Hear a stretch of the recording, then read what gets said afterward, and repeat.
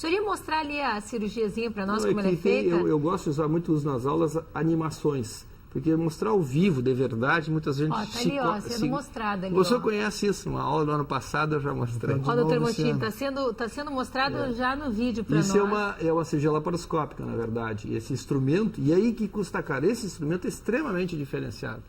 Ele, um instrumento só de uso único, ele custa bastante dinheiro. Porém, isso aí se paga por esses furinhos que ele faz, em vez de fazer o corte de hérnia lá no segundo ano, no primeiro ano. Podia dar uma explicada, né, Motim? Na verdade, o que se faz? Se separa o estômago em duas partes, fundamentalmente.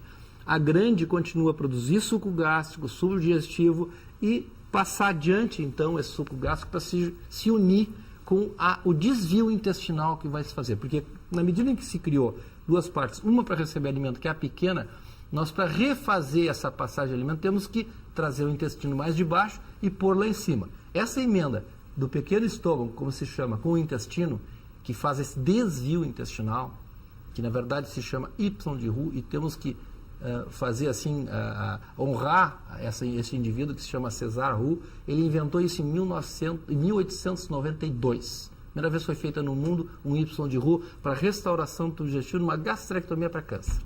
Esse indivíduo fez em 1892. Então essa cirurgia aí, que foi inicialmente feita para câncer, ela migrou para a obesidade em 1970. Esse bypass é a cirurgia mais simples que tem, então, ó, mais barata, mais segura, não mais se eficaz. tira nada fora, continua não se tira lá. nada fora. Fica toda. Essa é a diferença da cirurgia do câncer. Eu faço essa cirurgia por via laparoscópica para câncer até hoje ainda. Eu me lembro de fazer o Y de Roux, a gente fazia justamente para isso.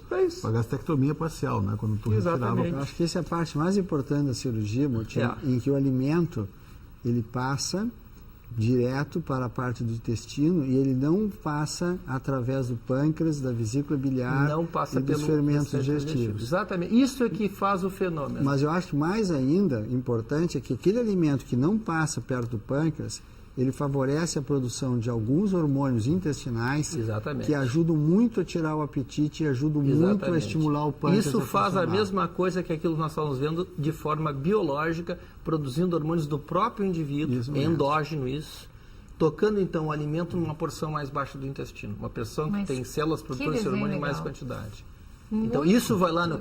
e tem pessoas que a gente pergunta assim, você tem a mesma fome, né, que antes da cirurgia? Hoje? Não. A pessoa diz que não. Né? Não, diminui nunca mais vai ser igual. Exatamente. E é um hormônio e por isso que essa cirurgia é a que deve ser feita. E não outros nem tipos experimentalismo, de cirurgia. nem nada. Porque essa que deixa essa alça, como se diz assim, sem passar alimento, é o que favorece a produção dos hormônios e regenera o pâncreas nas pessoas que têm diabetes. Uma desses hormônios produzidos vai no pâncreas e começa a produzir, fazer o pâncreas produzir mais células produtoras de insulina. Olha, eu sei invertendo o processo de morte. Deixa eu fazer uma pergunta de quem fazia cirurgia geral muito tempo atrás.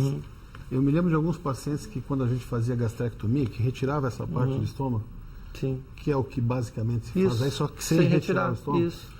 A parte que tinha sobrado, com o passar do tempo, basicamente aumentava de tamanho e voltava a ter um tamanho 2, 3 anos depois, quase igual. Isso nas gastrectomias B2 a 3/4 ou a 2/3, onde fica uma porção grande. Nesse caso? Nesse caso, a parte hormonal não muda nada, continua igual. A parte da capacidade do estômago de receber alimento, que é a parte de restrição, e todas as cirurgias têm componentes. 3 componentes são os instrumentos que se usam. Um é o restritivo, diminuição de entrada de alimento. Quando se cria um estômago menor, diminui. Por exemplo, se eu opero um indivíduo de 31 ou de 28 de massa por diabetes, esse estômago vai ficar maior. Eu não preciso de muita restrição. Então, essa cirurgia é customizada. Ela é feita para o indivíduo de acordo com seus hábitos e seu peso.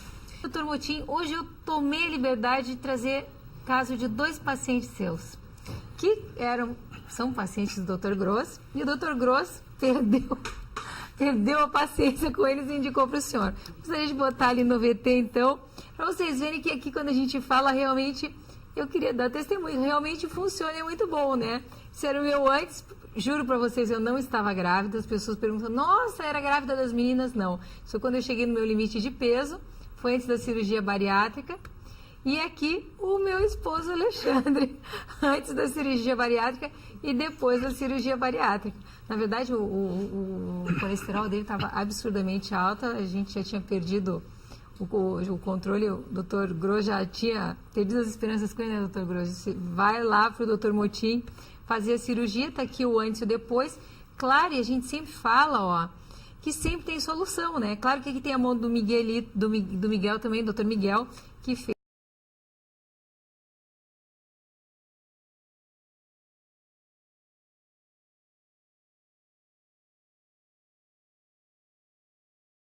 cirurgia de calvície, eu coloquei as lâminas. Sempre dá para ficar melhor, né? Sempre dá para a gente ficar melhor. Eu acho que é importante, o que eu estava falando, a gente está comentando agora no intervalo.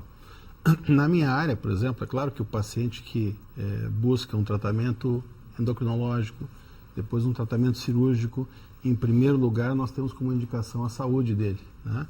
Então, ele chegou ao extremo do que podia com uma saúde deficiente e ele vai recorrer à cirurgia bariátrica, ao endocrinologista, para ver se ele faz o quê?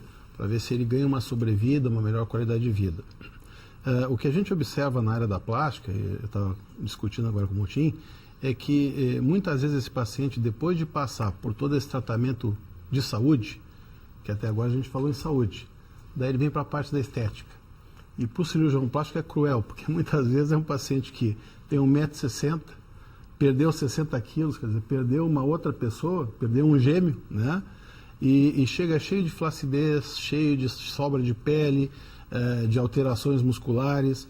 E a indignação dele com o cirurgião plástico é como é que a cirurgia plástica não consegue resolver. Eu tive uma paciente, Dr. Gross, que a mãe da paciente foi junto na consulta.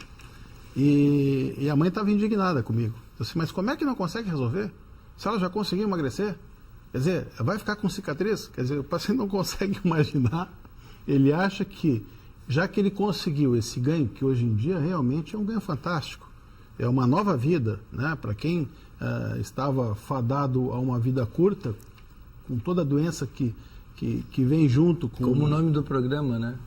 Como é o nome do programa? Pois é, Viva Mais. Viva Mais. Ele ganhou o Viva Mais. Ele ganhou o Viva Mais. Mas na parte da plástica isso é cruel, viu? Porque assim, a gente acaba, mesmo com grandes cicatrizes, e mesmo tentando fazer com que o paciente retorne ao que deveria ser, o resultado não é o mesmo. Óbvio, sobra muita pele, sobra muito tecido.